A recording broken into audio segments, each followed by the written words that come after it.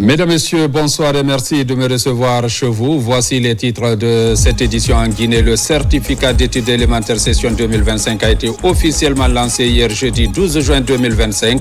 Le ministre Jean-Paul Seydi, au lancement des épreuves, a insisté sur la responsabilité et le professionnalisme pour une évaluation réussie. En Chine, la Guinée participe au forum sur la construction et le financement des infrastructures. Le ministre des Travaux publics met l'occasion à profit pour un renforcement du partenariat avec les entreprises chinoises. Protection de l'environnement, une exposition photo sur la pollution des océans au Centre culturel franco-guinéen. L'événement vise à conscientiser la population sur les méfaits de cette pratique. C'est tout pour les titres. Une fois encore, bonsoir et bienvenue dans ce journal. Démarrage sur toute l'étendue du territoire national du certificat du fin d'études élémentaires. Plus de 300 000 candidats affrontent les épreuves placées cette année sur le sceau de la responsabilité et de la conscience professionnelle. Le ministre de l'Enseignement préuniversitaire, au lancement des épreuves, a rassuré les candidats et encouragé également tous les acteurs impliqués dans l'organisation. Reportage Abdul Aziz Baldé. C'est ici à Conakry, précisément à Kaloum, que le ministre de l'Enseignement préuniversitaire a choisi pour le lancement du certificat de fin d'études élémentaires. À l'école primaire de Tombo 1, autorité administrative et éducative sensibilise les élèves avant la montée de couleurs. Après l'hymne national, le ministre Jean-Paul Seydi s'adresse aux candidats et aux surveillants. Faites en sorte que les encadreurs qui sont ici aient du respect pour vous et de l'admiration pour vous, par votre politesse. Un élève poli est un élève qui réussit. Un élève correct est un élève qui réussit. Faites en sorte que ceux qui ont travaillé, ceux qui ont été constants à l'école, soient ceux qui réussissent. Je vous souhaite du courage. Ici, dans ce centre, ils sont au total 376 candidats, dont 164 filles, à affronter la première épreuve du CE. Les responsables locaux rassurent et promettent un examen apaisé. Nous accompagnons les autorités parce que c'est dans l'intérêt supérieur de la commune. Nous découvrons les enfants pour les réussites. C'est pour ça qu'on demande aux parents de faire la même chose que nous. C'est-à-dire se lever et faire quelque chose. Le pays là, on le fait pour soi-même. Moi, je le assure qu'il y a beaucoup d'admis et c'est ce que je souhaite. Et je le souhaite qu'il n'y a pas de faute. Nous serons très rigoureux, comme toujours, pour que les plus méritants passent en classe supérieure. 9h pile, le ministre ouvre l'enveloppe contenant l'épreuve de rédaction sous le sceau de la responsabilité et de la conscience professionnelle. Mon objectif à terme, c'est que chacun organise des examens qui sont de son ressort. Que la commune organise l'entrée en septième, que la région organise le BEPC et que la nation organise, que l'État organise le baccalauréat. C'est ce qui est prévu par les textes. C'est ce qui est prévu par les règlements et on peut y arriver. La principale question était comment prévenir les maladies contagieuses. Il faut respecter l'hygiène, se vacciner principalement contre les maladies contagieuses, comme la rougeole, le tétanos. Je compte être lauréat, mais pas sûrement première de la République. Après le lancement de la première épreuve, le ministre et sa suite ont sillonné plusieurs centres dans les différentes communes de Conakry. Objectif, s'assurer des dispositifs mis en place, y compris l'aspect sanitaire et sécuritaire. Pour cette année, ils sont au total 313 283 candidats à passer le CE sur l'ensemble du territoire national, répartis dans 1497 centres. À Conakry, la première journée des examens au compte du certificat de fin d'études primaires s'est déroulée dans les conditions souhaitables. Dans les différentes communes de la capitale, les autorités à tous les niveaux étaient mobilisées pour la réussite de ces évaluations. Les échos dans la capitale avec Moussa Bangoura. Comme partout dans le pays, à Conakry, les élèves candidats au compte du certificat de fin d'études primaires se retrouvent dans les différents centres d'examen de la capitale. Autorités locales, superviseurs, délégués scolaires et surveillants sont tous mobilisés pour un examen sans fausse note.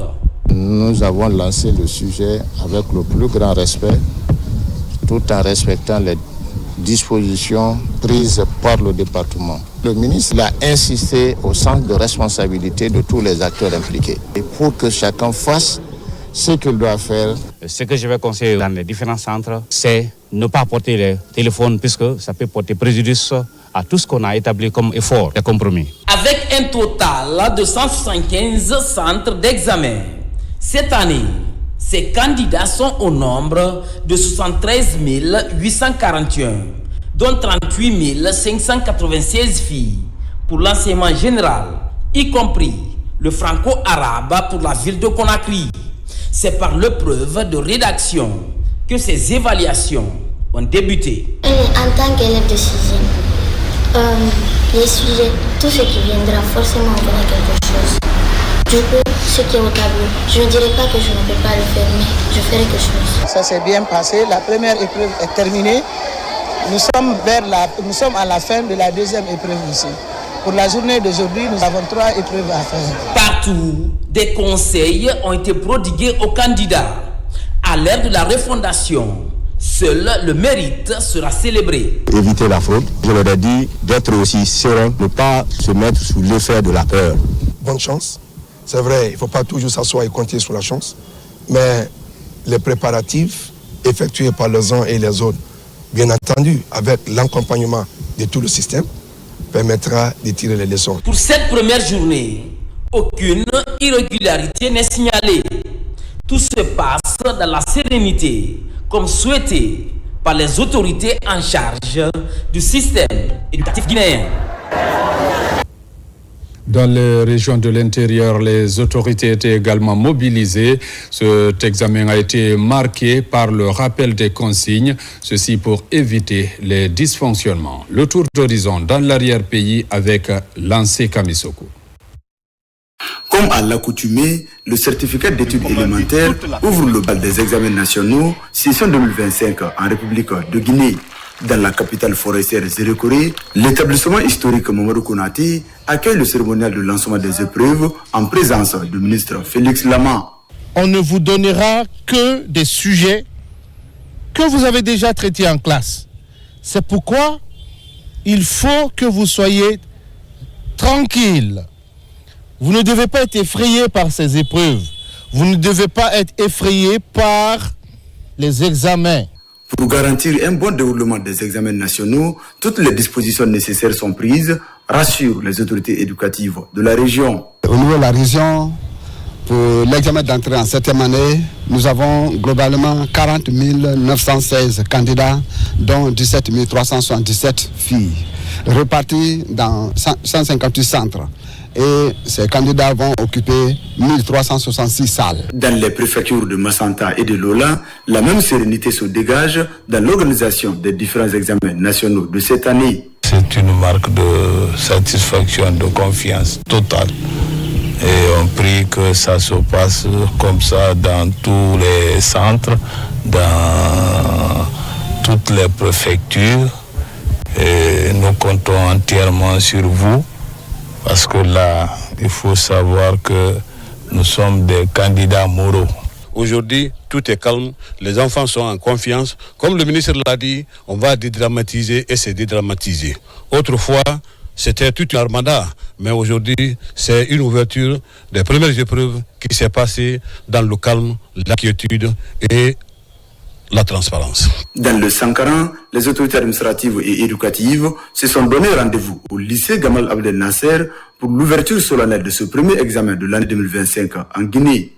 C'est le préfet Bernard Kamano qui a présidé la cérémonie de lancement aux côtés des autorités éducatives de Farana.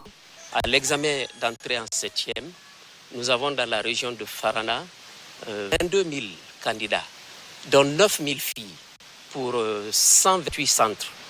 J'espère que les conseils qui ont été donnés ont été bien assimilés par les élèves et tous ceux qui sont chargés de l'encadrement de cet examen. Dans la ville de Dina Salifou Kamara, les autorités administratives se réjouissent du respect des principes généraux des examens nationaux en République de Guinée.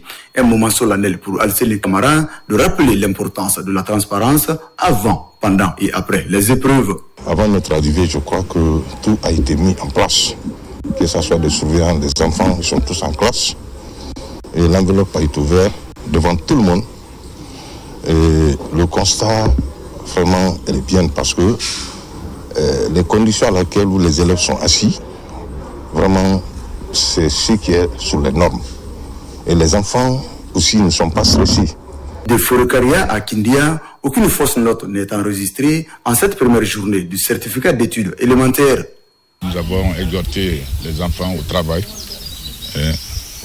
à la rigueur, pour que, en fin d'année, au résultat, pour qu'on ait beaucoup de lauréats à Kindia et à Afrique plus précisément. D'abord, dans le cadre général, on a pris des agents de sécurité pour tous les centres. Chaque centre a un agent de sécurité et un agent de santé.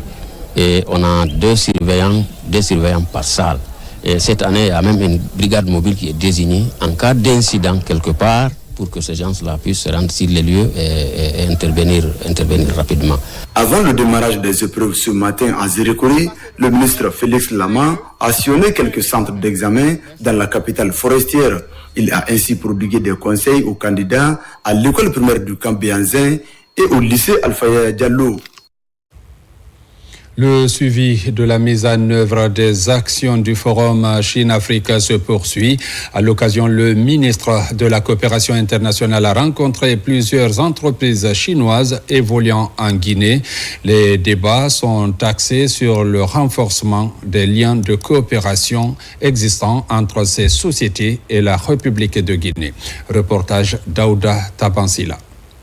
La rencontre représente une opportunité précieuse pour évaluer la dynamique de coopération économique et examiner les projets de partenariat qui constituent le socle des relations entre la République de Guinée et les grandes entreprises chinoises, des entreprises qui entendent renforcer ce lien de collaboration. Actuellement, nous avons un projet de barrage à Amaria qui est en cours de construction. Nous avons déjà 3000 employés sur le site. Nous avons déjà réalisé à peu près 30% du montant total de l'investissement sur ce projet. En Guinée, ces sociétés évoluent dans les mines, l'énergie, les télécommunications, les infrastructures et les finances. La suite logique pour faire l'état des lieux, la convergence dînatoire que son excellence le général Mamadi Doumbouya, chef de l'État, avait réservé aux grandes entreprises chinoises lors du FOCAC passé le 5 septembre 2024. Nous avons écouté les banques, Exim Bank, ICBC et aussi CapFund. C'est le fonds qui a été créé en Afrique du Sud en marge du FOCAC pour vraiment supporter les entreprises chinoises pour faire des financements en Afrique. On a expliqué, leur dire d'accompagner davantage les entreprises guinéennes. Vous savez, la Guinée, nous avons le code sur le contenu local. Il faut effectivement que désormais, les entreprises chinoises font la jointe venture avec les entreprises sérieuses guinéennes pour vraiment faire des projets concrets en République de Guinée. Le FOCAC et cette rencontre économique Guinée-Chine sont les plateformes essentielles pour le renforcement de la coopération entre acteurs économiques. Une occasion d'aborder les défis rencontrés dans la mise en œuvre du plan d'action FOCAC 2024 et présenter ainsi de nouvelles opportunités d'investissement dans le cadre du programme Simandou 2040. Le Forum international sur la construction et le financement des infrastructures tenu à Macao en Chine a connu aussi la participation du ministre des Infrastructures et des Travaux publics. Les échanges entre Mamadou Abdoulaye Diallo et les entreprises chinoises qui travaillent dans le secteur des travaux publics en Guinée ont porté sur l'accélération des projets en cours de réalisation et invite a été lancé également à d'autres investisseurs à s'intéresser à la Guinée. Le point avec Aboubakar Junior Camara, envoyé spécial. Le Forum international sur l'investissement et la construction d'infrastructures se tient à Macao, en Chine, 9 au 12 juin 2025. En marge donc des travaux de ce rendez-vous d'envergure internationale, le ministre des Infrastructures et des Travaux publics de la République de Guinée, accompagné de ses directions sectorielles, comme le fer et la Géroute, échange avec les entreprises chinoises qui travaillent dans le domaine des travaux publics en Guinée. Le message du général Mamadi Doumbouya est transmis à ces entreprises afin de respecter les clauses des contrats. Unanimement, les entreprises chinoises quant au respect des délais, mais surtout la garantie des infrastructures. Il a dit que la société Renachil, il est entré dans la Guinée depuis le 1987. On a travaillé beaucoup là-bas. On a eu des projets qui ont déjà fini et puis on a les projets qui a réalisés en goût. Aujourd'hui, il a rencontré avec monsieur le ministre pour échanger avec l'avancement des projets, aussi les projets à l'avenir.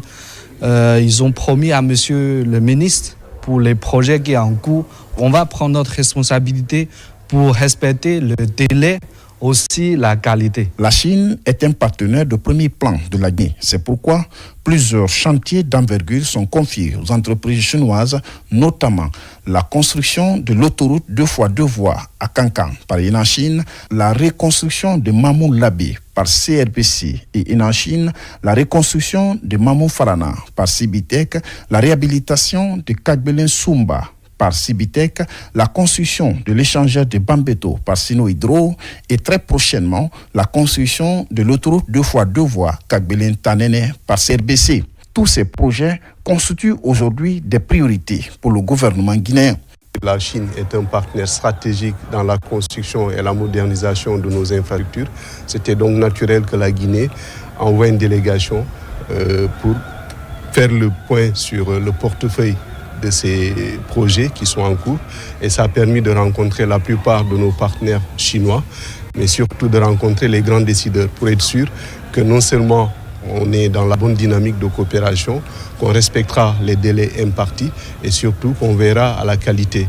Donc je sors satisfait de ces rencontres bilatérales avec la plupart de nos partenaires et l'engagement est pris au niveau de la plupart de leurs sièges ici en Chine, de renforcer les équipes en Guinée en termes de moyens, de ressources, mais également d'accélérer la cadence pour la plupart de ces projets. Le ministre Mahamadou Abdoulaye Diallo poursuit donc sa série de rencontres avec les présidents directeurs généraux de toutes ces entreprises chinoises qui travaillent en Guinée pour redynamiser la coopération dans le respect mutuel et dans un esprit gagnant-gagnant. À Genève vient de se tenir une table ronde axée sur l'identification de mécanismes de financement innovants. Les ministres de l'Éducation de plusieurs pays ont pris part à cette rencontre co-présidée par le gouvernement suisse et le Bureau des Nations Unies pour la réduction des risques et catastrophes. Reportage Safiatou Kondé. Chaque enfant a le droit d'apprendre et de s'épanouir dans les environnements sûrs et inclusifs. Pourtant, des milliers d'enfants dans le monde sont confrontés quotidiennement aux risques liés aux catastrophes et aux impacts croissants du changement climatique. Cette table ronde ministérielle de la plateforme mondiale 2025 rassemble les ministres et des représentants de haut niveau pour relever le défi urgent et défendre le programme des écoles sûres comme priorité clé pour la réduction des risques et l'adaptation au climat. Nous, acteurs de la société civile, on travaille en étroite collaboration avec les ministères et c'est les ministères, ce sont les gouvernements qui doivent être en charge de cela, qui ont la capacité, qui ont le mandat et les ressources pour faire en sorte que les systèmes d'éducation soient plus sûrs. Donc cette conférence ministérielle est très importante. Elle est très importante aussi pour partager les bonnes pratiques. Cette session offre une plateforme pour partager des expériences, présenter des politiques réussies et promouvoir des solutions évolutives pour sauvegarder les infrastructures éducatives, assurer la continuité de l'apprentissage et intégrer la réduction des risques dans les systèmes éducatifs.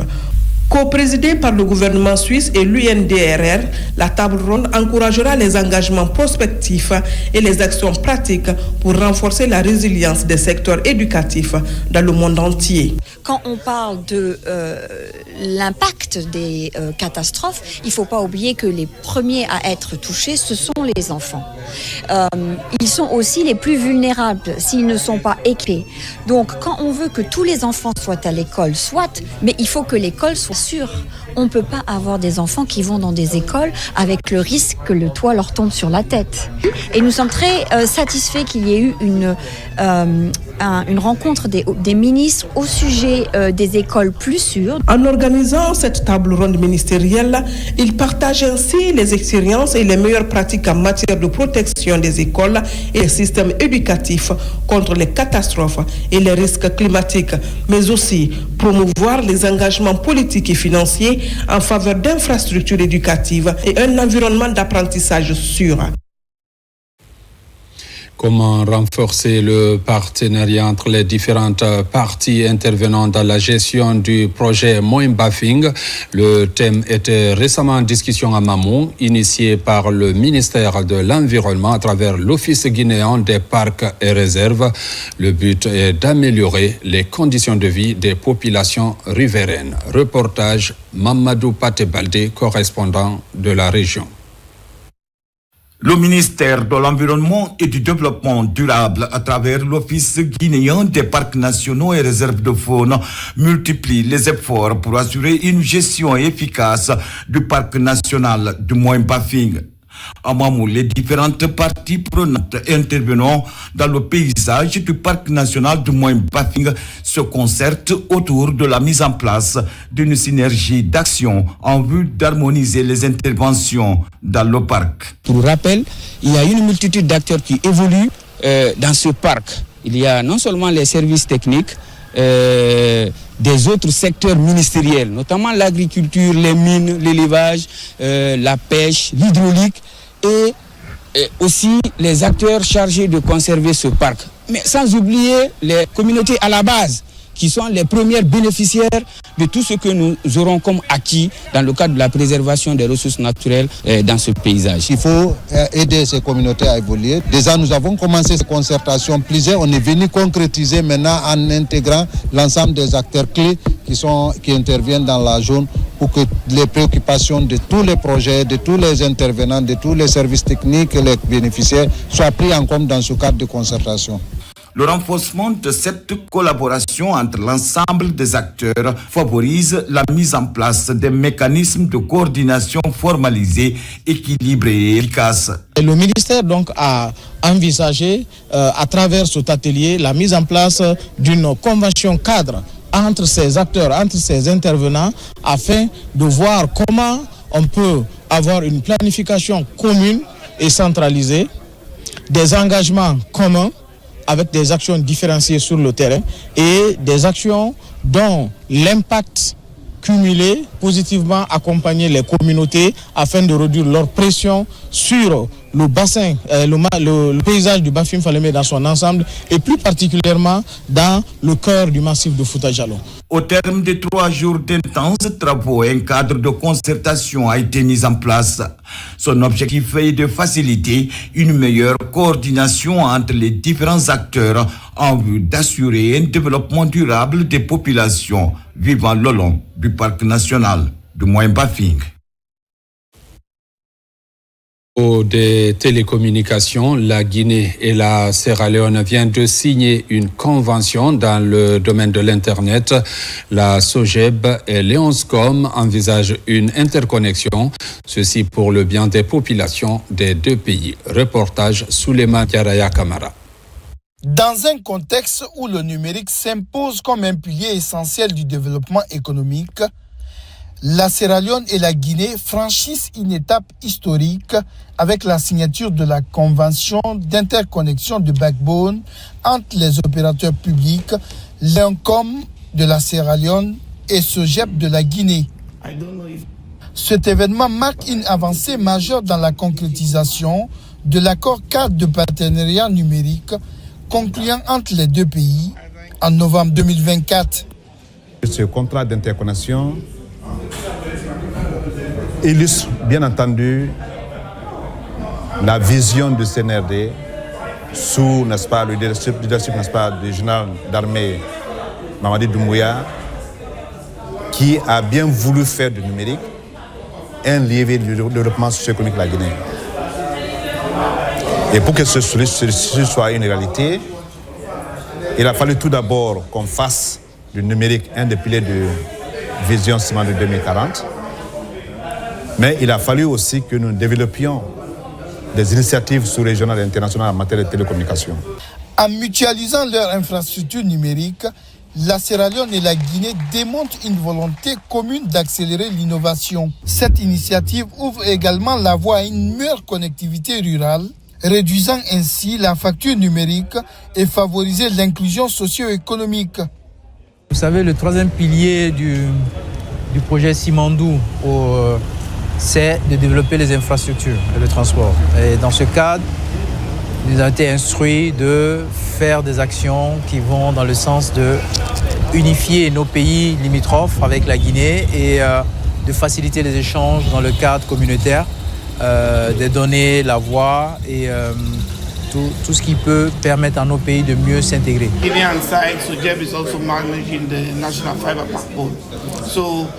dans le cadre de la signature d'une convention entre la République de la Sierra Leone et la Guinée. Alors nous sommes là pour venir signer cette convention et, n'est-ce pas, renforcer le système de gestion avec les backbones des différentes deux nations. Toutefois qu'il y a, n'est-ce pas, des pannes techniques, la Guinée peut se servir de ses atouts pour pouvoir, n'est-ce pas, rehausser et en tout cas établir, n'est-ce pas, cette connexion entre les deux nations. Cette collaboration entre la Guinée et la Sierra Leone témoigne d'une vision partagée, celle d'une Afrique interconnectée. Cette interconnexion pourrait servir de modèle pour d'autres pays de la CEDEAO, illustrant la faisabilité d'un marché numérique ouest-africain intégré. De la préfecture de Dinguira et la sous-préfecture de Mbone bénéficient d'une ambulance. C'est dans le cadre de l'amélioration de la prise en charge des patients dans cette localité. La remise a connu la présence du conseiller personnel du chef de l'État. Reportage Robert Siditolno. Les populations du district de Mbone dans la sous-préfecture de Banora, préfecture de Dinguiraï, auront attendu 35 ans après l'inauguration du centre de santé du village pour bénéficier enfin d'une ambulance flambant neuve. L'attente, on peut le dire, n'aura été vaine car c'est une ambulance médicalisée, entièrement équipée, qu'on vient de mettre à la disposition des braves populations de cette localité. L'obtention de ces bijoux a été rendue possible grâce à l'implication d'un fils du terroir. Fils Amadou Guissé, qui est le PDG de la société Sokof, après avoir visionné une vidéo où on transportait des malades des communautés, de la communauté vers le centre hospitalier de Dinguiraï, soit par moto, soit par hamac. Ce geste s'inscrit dans la politique de responsabilité sociétale de l'entreprise. En recevant ces dons, les bénéficiaires promettent d'en faire bon usage. Déjà, un comité de gestion est mis sur pied pour un entretien pérenne de ces bijoux. Lançons un appel très solennel aux usagers de cette ambulance des deux sous-préfectures, la sous-préfecture de Banora et celle de Diatiféré, qui utiliseront forcément cette ambulance, de l'utiliser en bon escient. Cette ambulance est un bien commun et un bijou très précieux. Elle doit être protégée, bien entretenue, utilisée à bon escient de manière transparente. C'est un ensemble avec un esprit de responsabilité partagée que nous pourrons garantir la durabilité de cet investissement. À travers cet acte symbolique, les populations de Mbone ont exprimé leur gratitude aux donateurs. Les prières et bénédictions ont été formulées à la grande mosquée de la localité pour le chef de l'État, mais surtout pour le renforcement de la paix et la cohésion sociale en Guinée. En marge de la conférence des Nations Unies sur l'océan qui se tient à Nice, une exposition de photos et tableaux sur la pollution de l'océan est organisée au Centre culturel franco-guinéen. C'est pour conscientiser les acteurs afin de prendre soin de l'océan, un endroit vital pour l'homme qui est pourtant en proie aux actions anthropiques. Reportage Ousmane Ba. L'activité est organisée à marge de la conférence des Nations Unies sur l'océan qui se tient à Nice.